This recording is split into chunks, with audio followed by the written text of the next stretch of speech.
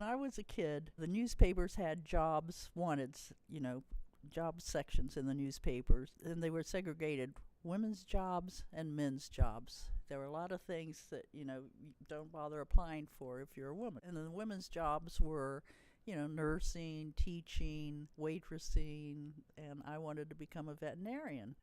When I was with my father at the veterinarians one time, the veterinarian said, "Oh, well, you can't do that. There aren't women veterinarians." I grew up near Trotwood, Ohio, went to Trotwood Madison High School. Father was a carpenter, my mother was a school teacher. My father was also an alcoholic, and I think that created a family dynamic where I was the one who had to kind of keep things together in the family. I felt a lot of responsibility at a young age, and I think that kind of carried over into why I become such an activist. I have an overblown sense of responsibility for the whole world. The civil rights movement, where you saw students and people going out, marching, having sit-ins, doing freedom rides, really putting their bodies on the line for, their human rights.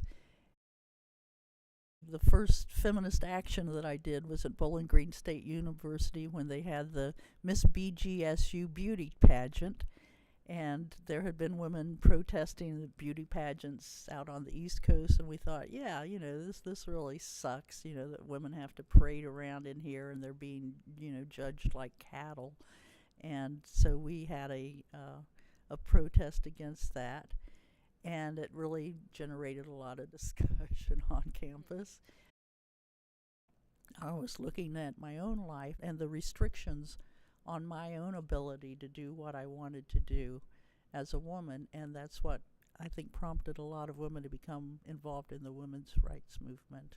We need to get together in our own groups to discuss, not only the problem from the perspective of the men's dominance, but why are we being so quiet? How were we raised to keep our opinions to ourselves, to always, be the one that's pleasing someone else?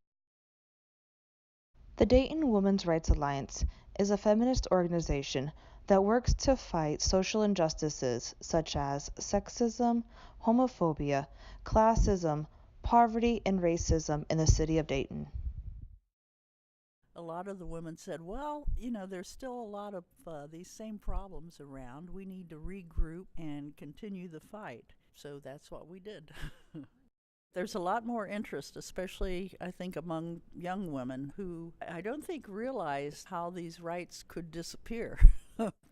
There is, more interest. We're doing more widespread rallies. Right now, we're like a lot of other groups, really pushing for people to be involved in the elections in 2018. I think that's one of the things that we're all united on, that, we've got to get people to the polls, especially young people, in this midterm election to try to turn things around on a national level and a state level here in Ohio.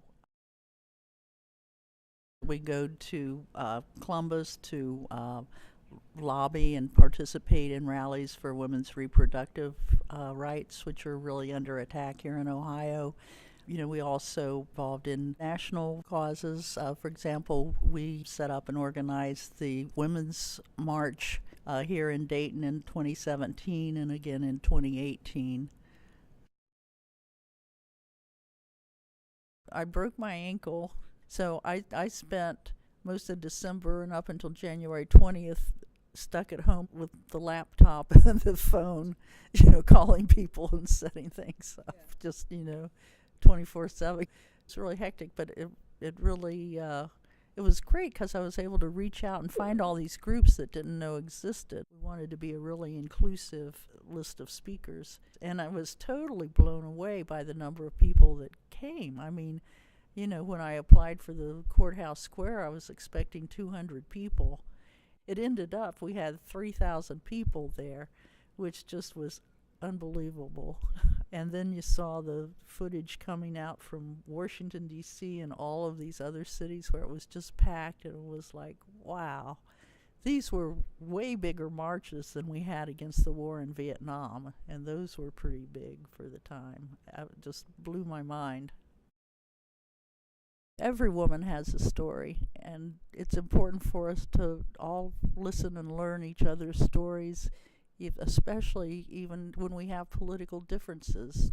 But understand that a lot of that is fear, and try to help them learn what their fears are and try to alleviate that, so that they can become the best that they can be.